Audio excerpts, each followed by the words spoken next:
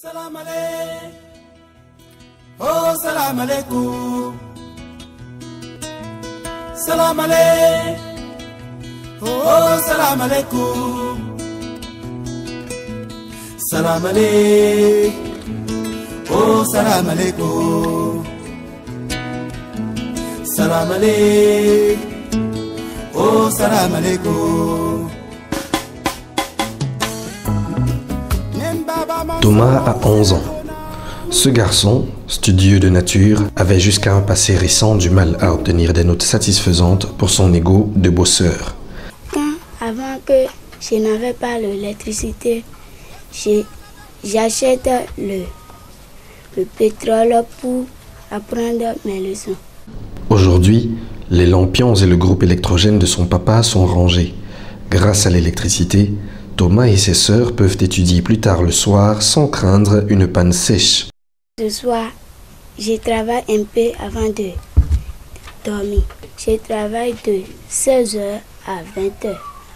Thomas n'est pas le seul à bénéficier de l'électricité. Ici, à Avissa, un des villages du département de l'Atlantique, le programme d'électrification rurale par raccordement au réseau SBEE de la facilité ACPUE pour l'énergie a apporté le sourire à plusieurs.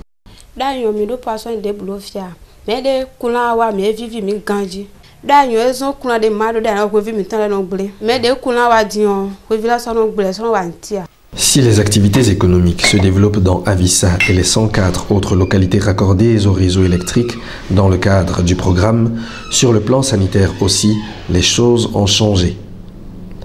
Kansupa, à quelques kilomètres d'Avissa, le centre de santé Saint-Camille de l'Hélice a aujourd'hui des lettres de noblesse du fait du fonctionnement de son laboratoire dont les activités étaient il y a 2 ans encore domiciliées hors de ses murs. On ne peut que remercier vraiment le projet qui nous a sorti de l'obscurité. Du fait d'ailleurs que nous avons le laboratoire qui fonctionne dedans aussi, vous voyez, ce qui fait notre différence par rapport aux autres centres de santé, parce que nous ne sommes pas le seul à s'installer dans le quartier.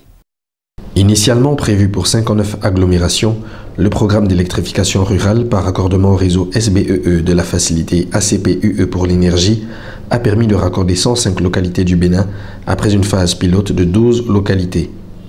Conduit par la Deutsche Gesellschaft für internationale Zusammenarbeit, GIZ, entreprise de mise en œuvre de la coopération allemande au développement, et géré sur le terrain par la Société béninoise d'énergie électrique, SBEE, et l'Agence béninoise d'électrification rurale et de maîtrise d'énergie, ABERM, le programme a été financé par l'Union européenne, l'Agence française de développement, le programme Energizing Development, financé par le Royaume-Uni, les Pays-Bas, l'Allemagne et la SBEE. L'urgence de l'action est montrée sur cette carte, qui présente bien la différence entre les pays dits développés, fortement éclairés, et les autres, qui ont encore du chemin à faire pour satisfaire toute leur population. À mesure que l'on s'intéresse à la réalité locale, la disparité est flagrante entre les villes et les campagnes.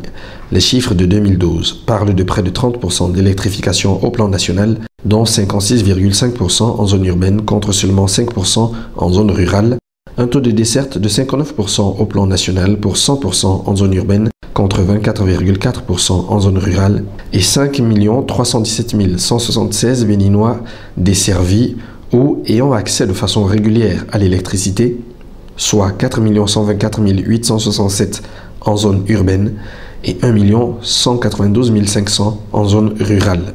Permettre aux ruraux d'avoir accès à l'électricité est donc on ne peut plus nécessaire si l'on veut impulser un véritable développement. Ceci, la GIZ et ses partenaires le savent et ont apporté quelques innovations. Donc il y a eu une étude de planification qui a permis d'augmenter l'impact. C'était prévu 59. Grâce à l'étude, au dimensionnement effectué, on est arrivé à 105 localités.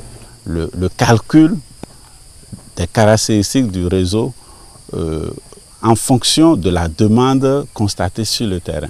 Avant qu'ici, Miet International fait l'extension du réseau électrique par le raccordement du réseau existant de la SB2E.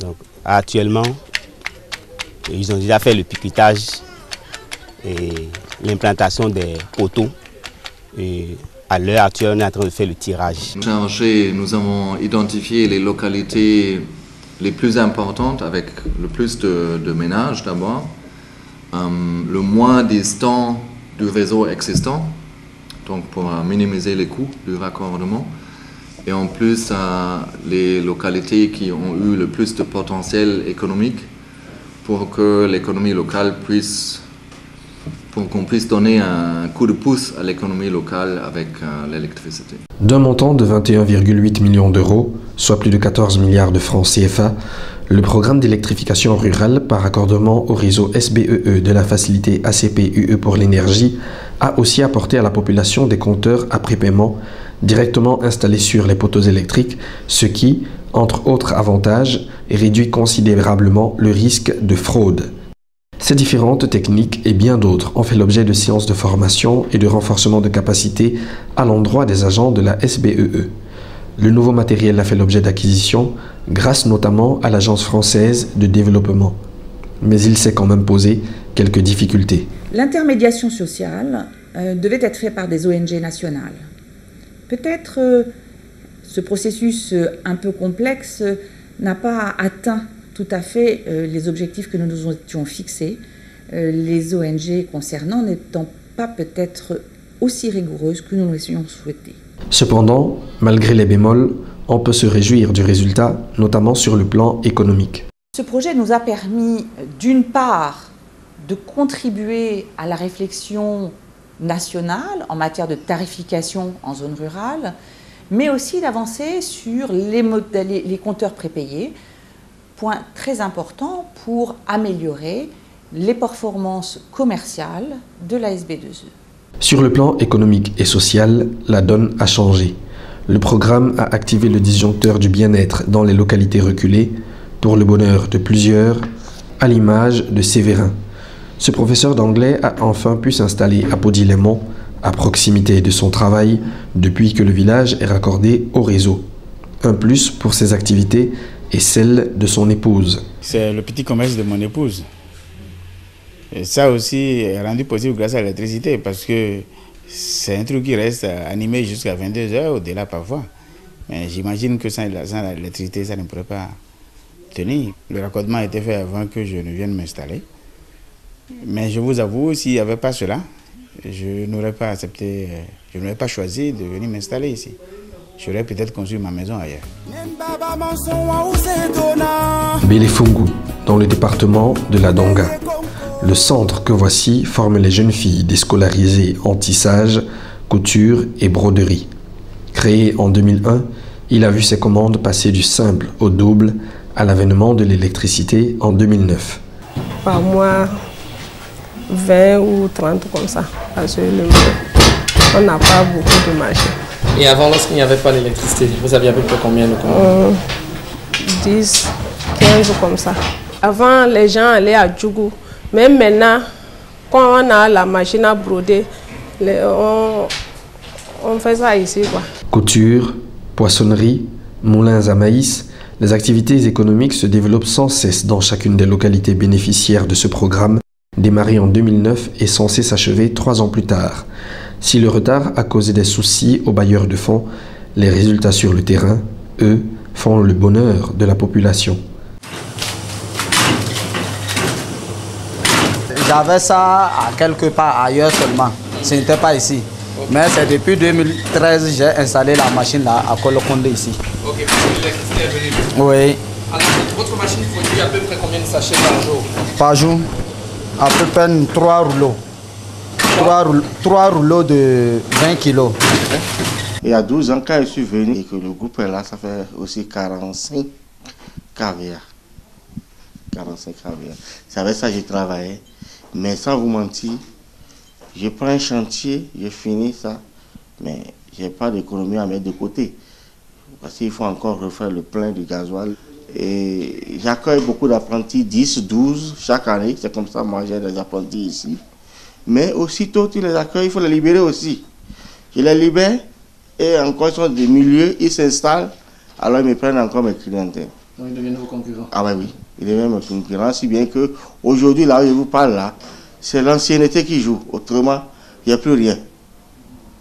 Mais je suis heureux parce que c'est moi c'est mes enfants, je les ai formés et puis je veux aussi qu'ils grandissent comme moi. En effet, avec la venue de l'électricité, la concurrence est rude, ce qui dope encore l'économie locale. Plus besoin de faire des kilomètres pour obtenir une porte métallique, moudre ses céréales ou s'acheter une boisson fraîche. Si tout ceci a été possible, c'est aussi grâce au travail des comités villageois d'électrification. Avec les comités villageois d'électrification, nous faisons le suivi de ces comités-là qui sont chargés au niveau village de la mobilisation et de l'organisation financière et sociale. Cette mobilisation a permis au comité de recueillir à temps les frais d'abonnement au fil des cotisations à hauteur de 57 500 francs CFA par ménage, un tarif subventionné. Cependant, beaucoup de localités restent encore dans le noir, comme ici, dans les environs du Tamaru, dans le département du Borgou.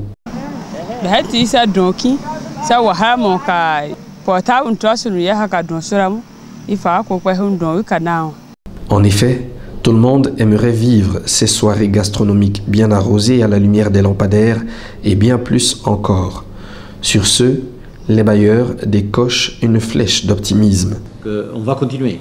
Pourquoi on va continuer? Parce qu'on a intégré dans les programmes indicatifs nationaux, qui est notre Bible de coopération pour les prochains 5-6 ans, il y a un secteur, il y en a seulement 3. Un de ces 3 secteurs, c'est l'énergie. Et donc là, on va effectivement continuer à contribuer main dans la main avec d'autres, les Américains, y compris les Américains, mais d'autres partenaires. J'espère que l'Allemagne sera aussi présente. Nous allons continuer à contribuer à que ce pays dispose des ressources en énergie qui vont lui permettre son propre développement. Comment vous allez appeler les investisseurs à venir ici s'il n'y a pas l'énergie, si les conditions sont tellement difficiles? Et donc là, nous mettons les jalons d'un développement qui est possible. Il faut donc prendre son mal en patience. Le processus est enclenché et ne saurait s'arrêter. Thomas Sankara, oh salam alaikum, salam alaikum, oh salam alaikum. Check on ta job.